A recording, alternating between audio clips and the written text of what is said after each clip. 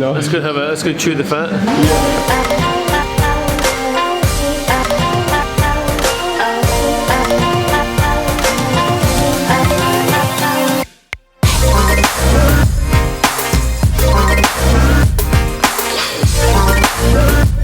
Other creations. That's what we're going to talk about. We're going to talk about Crum. You might be thinking, what's Crum? We're just about to find out. Welcome to the V-Dub, the place where me and Dylan first met. We've got Heidi Flora here. You might be wondering who Heidi Flora is. She's a plant-based chef to the stars. Check her out. Is it Heidi Flora on Instagram, or is it Heidi something? Heidi.Flora. Heidi.Flora. But we're not here to talk about her plant-based delicious cakes. We're here to talk about this, Heidi's new invention, Crum. Now you might be thinking, what is Crum? Well, I think the best person to tell us what is Crum is sitting right here. Heidi, tell us a wee bit about Crum and why. Why Crum? Okay, so Crum is a healthy version of that green tin we all grew up with. We Begins with an M. Can't say that rhymes with Schmilo. But so I had a friend who said to me one day, someone needs to make a healthy, green tin. And I was like, yeah, fuck yeah, someone needs to make that. And it haunted me for like 18 months, and I worked on the recipe for 18 months before I actually got it out into the world. So you can have it on cold milk, it's crunchy, have it in hot milk. Stick your finger in it. Yeah, just straight from the tin. As it happened yesterday.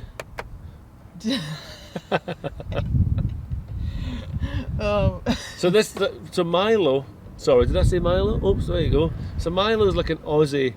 I don't even know if you get it in Britain. There must be something. Quick. Is that what it's called? Quick? Or Ovaltine? I remember something, it was like, Ovaltine, it was like a freeze-dried something you mix with milk, and it was like a cereally malt. Sweet. Like a malt. Yeah, it was malty. I remember that sort of stuff. Yeah. Was it chocolatey though? I don't really remember, because my mother was never into, she never allowed us those kind of things. We had tea, lots of tea. I had tea, 2 sugars and milk. Yeah. That's how I was brought up with a bottle. Yeah, but look, Aussies, this is the artesian positioning of that product, beginning with an M. Yeah, well, it's all, so this caters for people with food intolerances and vegans, or it's plant-based. So it's completely whole foods, refined sugar-free, dairy-free, gluten-free. So it sort of caters for everyone. Yeah, and that's what we, as a company, I love to cook food for, like, it's inclusive, it's for everyone. Yeah. So who's this for? Is this for kids? Is it for teenagers? Is it for I think late night adults? It's the Schmilo generation, which is probably like 20 to 40-year-olds, but also that generation that now has kids, and those kids have never had that green tin, because we all eat whole foods now and no refined sugars and all the things. So this is, now we're passing on the memories and the nostalgia to our kids in a different way. Yeah. I always find it amazing with those like big companies. They have the ability to do so much more, but they don't. They just remarket words. And I remember somebody was telling me once, like Kellogg's or someone, when they say like thiamine, niacin, all these vitamins that are in your cereal, they're all based out of petrol-based chemicals. Are you serious? So literally the stuff they dig out of the ground and then refine to gas and petrol, whatever. There's minerals in that, and those minerals they then refine to food-grade minerals. Yeah. Oh, for fuck's sake, can't they just add in like a whole food? A complete food? Well, that's the thing, like cacao, coconut sugar, maca, mesquite, they all have their own minerals and vitamins and health benefits to them as just ingredients, whole food ingredients.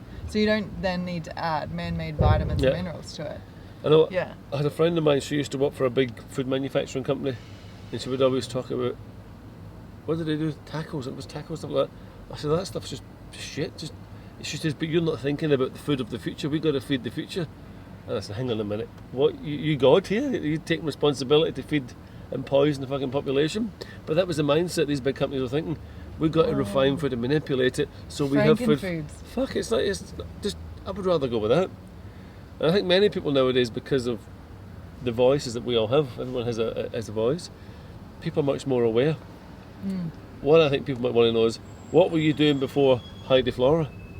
What was your gig before you went to the plant-based chef? I was a hairdresser, makeup artist. So I was that for nearly 10 years. So I always wanted to be a chef. And so I was always in the kitchen as a kid. And when I got to high school and everyone's like, what are you going to do next? And I did like TAFE 1 day a week doing nails and like a beauty course. And my teacher said, oh, you should do your hairdressing apprenticeship because it's a trade and at least you have that under your belt, blah, blah, blah. But everyone's talked me out of the chef apprenticeship because of the split shifts and the hours and things. But I'm sort of glad I went this way around. So I then discovered food again. I was always cooking. Mm. So I was doing my hairdressing, makeup artistry, which is really creative. And then I'd go to barbecues, and my auntie was a celiac. We've got lots of celiacs in our family. So I'd make these raw cakes, and I loved putting it down on the table and saying, like, you can eat this. Yeah. And yeah, so it sort of went from there. And I was like, you know what? Fuck it. It's after I had my daughter Elkie, and I feel like you have like a crisis in life, what you want to do after you have your children. So I started my business, and I started off as Gypsy Organic Foods. Gypsy Organic? Yeah, and I did the markets. Yeah. So I did mostly like big bags like this because we didn't have a bulk food store, like a big bulk food store like Source or anything like that where we were from. Where were you from? Gladstone, Tenham Sands. Huh? At the bush? Yeah. The bush. How far is that from Byron? Where is that? 8 hours north. Oh, Jesus. Yeah. On the ocean or inland? On the ocean. Huh? Yeah, gas and mining. I think what Dylan's going to do when he edits this is he's going to pop a little Australia flag and say Gladstone, Heidi Flora, home of. But you know, one of the things you said there, and I think people might be sitting watching this, and you might well be a mother, or you might well be pregnant, but you might well also have those thoughts about you're not happy doing what you're doing. And I think the best time to do it is when something's thrust upon you. Like you have a baby, you're like, fuck, what the fuck am I going to do? And then out comes something. Well, actually what I did before I had Elkie, we went chemical free in the household. So cleaning. Give me an example, Well, cleaning products, food, we started eating organic, I cleaned out the pantry, like I really went hardcore. And then I was pregnant, and then I had Elkie, and it was sort of just like this evolution of unfolding, of living a healthier life. Don't you think it's funny when you go to the shops, Woolies, Coles, whatever it is, and you buy some cleaning products, it says, what's that, 99.9%. I always think, what's that 0.1 that no one wants to clean? Because that's probably the one you want to clean. Yeah. They've got these, we clean 99.9% of your fucking bacteria, but there's always a 1% that's going to kill you.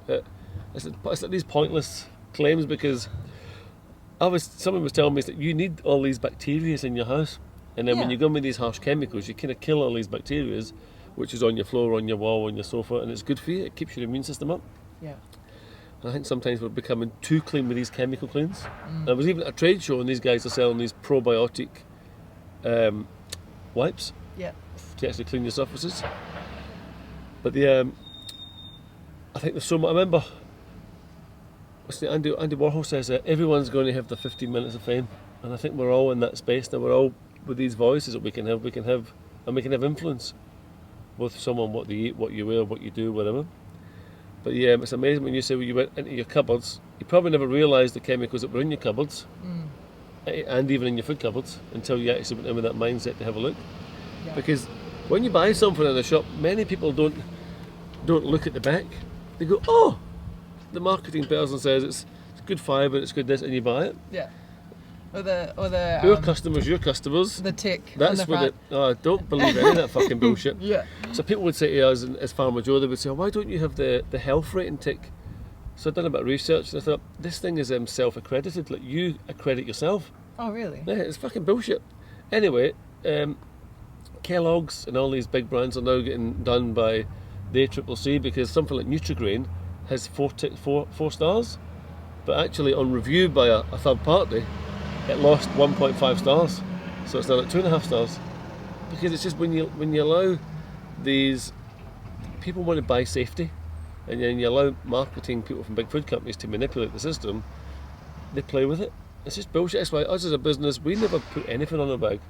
I don't want a badge. I don't want a fucking medal. I just don't believe in any of that shit. So people always say to me, oh, when I used to be in the coffee industry, we used to go around and sell coffee at cafes, and people would say, oh, we won bronze at the Sydney Easter show. And my mind went, so you're telling me there's 2 coffees better than yours, so why the fuck should I buy yours if it was third? I just didn't believe in any of those stories. And then they would say, but we won bronze, and I would say, yeah, but voted by who? Does that person fucking drink coffee? Who are these people that are giving out these accreditations? And then I remember when you go to the bottle shop, only the cheap wines had the badges. You know, if you want to buy like a good wine, all the good wines never have a badge. Yeah. They just sit in a price point defines where they sit. You don't go into Louis Vuitton to get a badge. Yeah. It's a bag. It's a statement. And I think for us as a business, and the positioning where many food brands are coming at now is like, it's a status. It's an allegiance. People in marketing use that word, my tribe. I don't really like that word, but I get where they're coming from. It's that your tribe of people, if they had this at home, they would leave it out so your friends could see it, because they'd be proud of it. They would want to tell your story.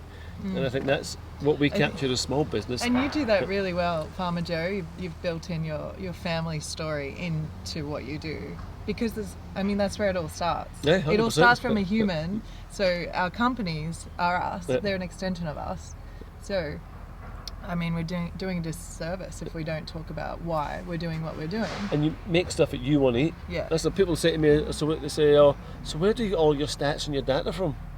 I don't get stats. I don't get data. We as a business and a family, we make stuff that we want to consume, and that's why we're relevant. We make stuff that people of a like mind want to buy. We don't need to look at a set of charts of a sales figure and say, "Oh, we'll innovate. We'll be something in that space." It's just not what we think. I don't think many businesses of your size think like that. Yeah. You thought about that because you saw an opportunity to make something better, and here it is. Yeah, and it haunted me that much that I had to do it because no one had done it yet, and I couldn't stop thinking about it. Yeah. And that's the little. I sort of just followed my intuition with that, and I was like, you know what, I think I'm onto something here. And it also fed into what I do, being a plant-based chef and making the sweets that I did. So it's sort of like, this isn't just a random thing that I was like, I could make money doing this. This is actually what I do anyway. And I, brought it to life, and it's a product, and it's an extension of me, where I could eventually maybe get it manufactured and be hands off, but run the company and focus on that, because that's what I love to do. Yeah, Also. sometimes it's that the manufacturing of a product can be quite consuming and really take away all your inspirational, exciting, motivational, innovational stuff. So what's next for Crum? You're in a format of, is that a powder? It's a powder, isn't it? How would you describe it? It's a crumb. Like a crumb. So you mix it. What's next? Have you got somewhere? Are you doing hot chocolates? Are you doing spreads? I haven't really thought about it yet, because smear I just yourself wanted in chocolate like 6. Well, we brought out the 6 kilo chocolate. tin and the refills, so that was like the next stage. So people buy that and buy that as a refill. Yeah, and this is home compostable. And then I've got 250-gram home compostable bags. Yeah. So these tins aren't our ideal packaging, because you can't recycle them because they've got so many layers. And but I guess as a small business, you just got to press play on some things and compromise. So we're a slightly bigger business, but I still have no answer about packaging. It's fucking confusing. And then you think, many people drop their stuff in the yellow bin here and think it gets recycled. It doesn't, because China's no longer taking our recycling. Yeah, that's right. It ends up in landfill. Yeah. So as an Australian, you put something, I don't know, I'm saying as an Aussie, you put something in the bin and you hope you're doing the right thing. Or you buy something and hope that's going to be recycled, it goes straight to landfill. It's really, really confusing. And you can't be everything, and that's why for us as a business, it's always in our mind to be more environmental. Yeah. But where do you start and how do you... And everyone gives you a fucking different answer. Yeah. You ask the government, they get no idea, so they put you in touch with a consultant. They give you their opinion. Then you speak to the bag manufacturer, no, they can't do that. And then when you export, they say, oh yeah, you can this can get processed in Japan, but it can't get processed here, or it can't be done in Thailand. So it's just that sometimes I think we've got to be very mindful about the fights we choose to fight. Yeah, because and principally also, we're here to run a business and make some money out of it. Yeah. So if we're not making money, forget all the rest. We don't sell the environment. What we do need is the government to come up with a fucking solution that says this is it. This is what we're going to allow to be sold, because it helps, just makes things easier instead of this confusion and manipulation by other big companies that want to go in there and make a quid. Yeah, but as the consumer, we have the power. We vote with our money. So I mean, if I know that you guys have that in your mind, that this packaging's not ideal, but we're thinking of other options and it's on the radar. Yeah. You know, like the thoughts there, and I think that's the biggest thing, is like asking the questions, doing the research, and making decisions. Yeah. Well, I know Aldi, I think they made a statement that says by 2020, every bag that they sell of their own brand or whatever will be fully recyclable. It's a big statement for a company of Aldi's size to say that Yeah. they're going to do it by 2020. Yeah. And I think either Woolies have said it or they'll be far behind the Coles. But those guys have so much power. If we can influence the big retailers, then it makes it easier, because if they start buying recyclable bags, it means the factories in China have enough. Yeah. It makes it easier for us to access I it. mean, like, real talk though, like, I've done some quotes with these. These are home compostable. They're only across the road. They're a local company. They're actually certified, the only certified company. So you know that it's not breaking down into small plastics. It's actually going back into the soil and it's healthy. The minimums on this is like $20,000, 20,000 units for me to do a run of like Crum, printed and I mean just the costs and the outlay. So I mean, as a small business, it's like, oh fuck. There should be like a subsidy. There should be a government subsidy that if you can make things environmental, then there should be a grant available, and there may well be a grant available. That's another issue. Is like, how do you find these fucking grants? Yeah, they're pretty secret. It's very hard. You need to do the research. We did a bit of work, and we actually found New South Wales regional thing, and we found a lady up here, Maria, and it's actually good. She actually comes to see you, so I can put you in touch with her, so she can actually come and see you and tell you. But that's just New South Wales governments. So there's also federal governments. Yeah. There's local things, but I think there needs to be, for businesses that want to do better, there should be a little subsidy. There's an MVP grant, and I think I'm going to go for it, because our next stage is to move to these fully and have printed bags. Fully sick, but then also have like a stainless steel version of these. And so what is that now? Tin? Oh. Well, it's cardboard, but then it's also got a foil layer on the inside. Yeah. So it's not ideal. Yeah. But the aim at the moment is to keep these tins and refill them for as long as you can, and then we hopefully will bring out a stainless steel tin, which will be an heirloom. It'll be around forever, and then you just refill them. You know what we did? One of the mistakes that we made as a business. So again, we spent 20 odd grand when we first started with a similar tub, but with a handle. So the idea was a plastic tub, and then you bought that, and then you bought the refill bag, a Farmer's Joe, and you filled it in. Yeah. Total backfire.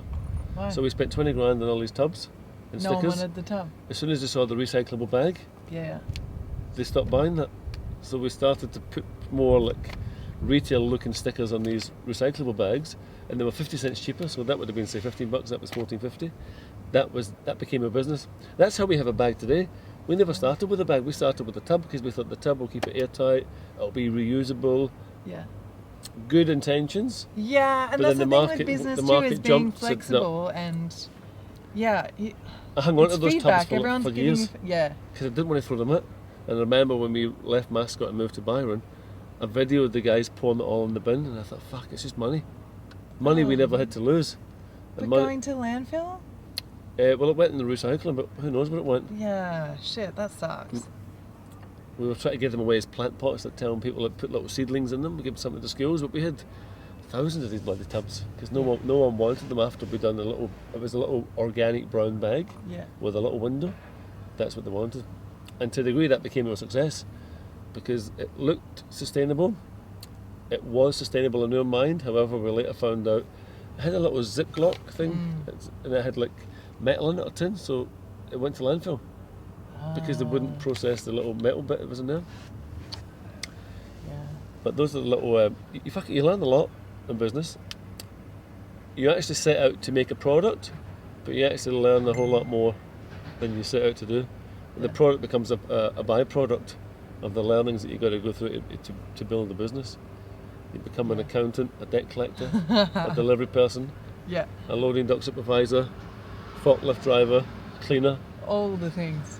And it's probably the best. I always remember when I read Richard Branson's book, he says he understands every part of his business, but he doesn't do them.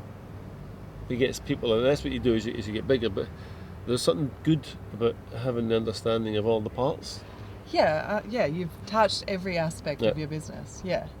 I'm trading, so this is the first time, so we started a company, so before I just had an ABN for Heidi Flora, which is still ABN, and that's my little business, but this is Flora Foods Proprietary Limited, and I mean, just even going through that process, that's crazy.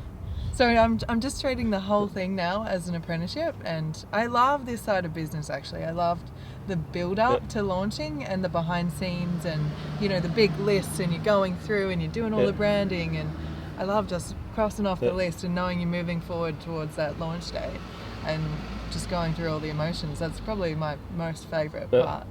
And obviously you got to make sure you pat yourself in the back. Yeah. Because no one else is going to do it for you. Yeah, that's right. And then you move the goalpost. Yeah. You reach that goal and then you move the goalpost further. You got to keep. Someone said that, I was saying to my wife the other day, says, you know, I want to go and set a business up in America and I want to do it in the UK. And we make these decisions, or I make these decisions, and then I throw it out there and then I just aim towards it. But I said, imagine this, Sally. I say, imagine if I had a job and somebody says to me, oh Scott, we're going to relocate you in America. It'd be fucking exciting, wouldn't it? Because there's no risk of me to go to America. Because they've organised it all. They're paying me to go there. They're giving me a salary when I'm there. They've organised me a house. I've got a job. I'm safe. All I've got to do is be there. But when it's yourself, it's like, all right, I've got to get the job. I've got to get an income. Or I've got to find the space. I've got to sit there. There's so many things you've got to do, which I find exciting. But it's not as exciting as someone saying, oh, can you come to America or the UK and set up whatever? Because the risk is a lot greater. Yeah. But so with the risk, for me, so is excitement and the opportunity and the experiences with it. Any questions that you want to ask of me, Heidi Flora? Did you introduce yourself in the beginning? Did I? Maybe to the Crum followers. A Crum Do followers. we know who you are? Scott from Farmer Joe. Yeah. Co-founder. So me and my wee wife Sally, we set it up. And where are we? We're in Mullum Industrial We're sitting in Estate? Mullumbimby, the cultural heartland of the Shire. If anyone's ever seen Ozark, when the guy runs away from the gangsters and he goes to a place south of the Gold Coast at the end of the road called Mullumbimby, this is where we are. It's actually a real place. And it's we're in a food hub. So you guys are across the road, and then you've taken over the old Branches Cafe. So that's where I'm in here with you guys. And that's how, well, actually I met you at F45. We were F45ers. F45, and I turned around and I was like, hey. We were F45 besties. And then I asked you what you did, and it just unravelled from there. And actually, Scott and Sally were my mentors with building this product. You guys were actually, I want to say thank you, because I really appreciate that. Sally? More so Sally. And you. I mean, you were like, here's Sally's number. She'll ask her any questions. Well, we always believe that you got to... Some people are very secretive in business, and I don't like secrets. Oh, there's so many fucking cagey people out there. We're not rewriting history. We're just making stuff, and there's a nice... And there's room for everyone. The more the better. So people always say to me, oh, don't you find that music is congested? No, I want fucking more music brands, because I want more guys like me doing good stuff, which puts more congestion on the shelves. It pushes all the shit ones away, and it builds a lot more excitement. If we stand alone as a business, we're just isolated. Yeah. We need other people to come along and push us to be better, but also push the others, either invigorate or be pushed aside. Some people don't want to open the doors and talk about stuff. I don't give a fuck. I just don't. I would rather see someone succeed than feel that I could have said something but I didn't say something.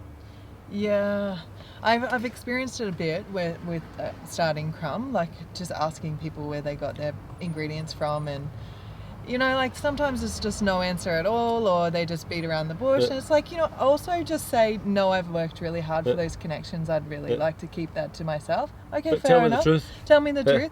But other people, I mean, most people are open books, and they're like, you know, whatever you need, just ask. And I'm never afraid to ask the question there also. And I think that's another thing, is having the confidence to ask. Do you ever remember a magazine called BRW? Maybe it still goes, but when I was a 20-odd-year-old person living in Sydney, it was like a financial magazine, business magazine. I wanted to be a businessman, and I thought I did. So we just read all these nice articles. It was like an interview before social media, but there was people in there, so I would just fucking try. So I'll give you one example. One example is of like Vodafone. So back then there was a guy called Graham Marr, who was the CEO of Vodafone. He was the first guy to bring the cap plan, the bucket deals into Australia. You know, that $79 cap plan. Oh, yeah. So before that, you were kind of paying hefty fees. Dylan, what's happening? This thing just does not want to stay. Dylan's had too much coffee. He's got a real shaky hand. We'll check him out. He's Dylan Nicholson. He is a serial runner. Actually, we're going to interview. We need to interview Dylan after when we're finished. Ask him what he does. Green speedos, all-round good bloke, and 19 years old. But the Bachelor of the Year. Oh, he is, and I think he's single. This is your podcast. He's looking for a nice boy. A nice boy. And so I read this good article with this guy Graham Marr. It was very open and discussive about how he wanted to change the Australian marketplace in telecommunications because the customer wasn't getting a deal.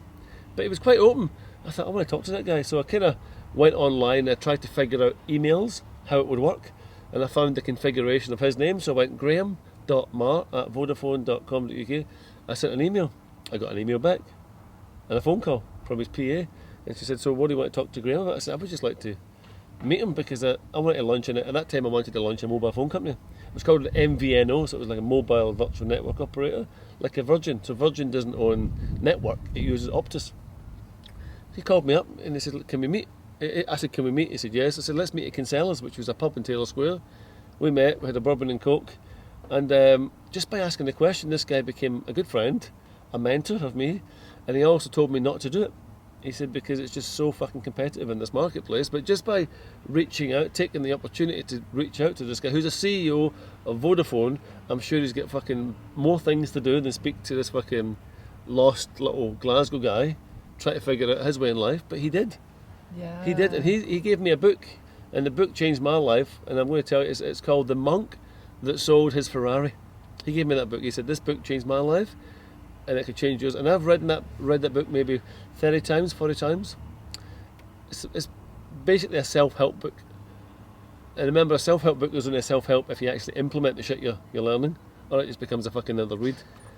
But every time you read it, it amazes me how I get more out of the book. So it's like when you watch a movie once and you watch it twice, you go, I never noticed that part. Yeah. Because you start, your mind changes, you soften, you start to take in more, or you become more, that phrase in when the student's ready, the teacher appears. So when you start to shape your mind, you start to take in a lot more of that positive information. But just by asking a guy for help, and I've always said that I ask people a lot of, some people might say provocative questions, and I'm all right with that because sometimes you've got to provoke someone to get the best out of them. Yeah, because, but also, and they can always say no. But who are we also? Because some people love to help.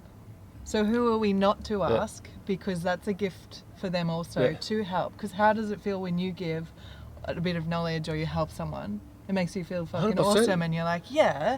That's and better you're than giving, any and so I mean that's what I come from too. Is like ask the question because people really love helping. Yeah. So but I mean, sometimes it all goes remember, around. if you ask the wrong question, you get the wrong answer. So with that, always make sure you're asking this question specific to the person you think might give you the right answer. Because I've got friends, I've got a fucking opinion on everything, but it's a lot of shit. You know, it's just sometimes it's all right to say I don't know. I've got used to that because I used to be a bullshitter. It's fucking blah blah blah blah blah blah blah. So it's like now as you get older, you start to be able to filter. Yeah. Your mind experience gives you this filter of bullshit. But yeah, I mean, people just need to be asked. They'll say yeah, they'll say nay. I even called up the Kellogg CEO for a chat. Did you? Belinda, yeah. She said, yeah, come in. Went and had a chat with her. Nice woman, what do you want to talk about? I'm not sure. But I just want to have a chat with you. Because number one, you're a woman, and number two, you're running Kellogg's. So pick up yourself. I wanted to have a chat with her. And she just said, yeah, come in, had a cup of tea and a chat. Nice. But it's just, she could have said no. I've always done that in business. I'm not afraid of rejection. Yeah. Because I'm a sales guy. I'm used to rejection. Rejection comes very easy. But where you sell stuff, you get no, and then you get yes. Yeah. You're not always going to get no forever. It's impossible. The rules of, was it physics, whatever it is, you're not always going to get the same answer. Yeah. Because you're changing the person every time. That's right. So, where can we find you for the Crum? What's happening with this podcast? YouTube. Where else are we going, Dylan?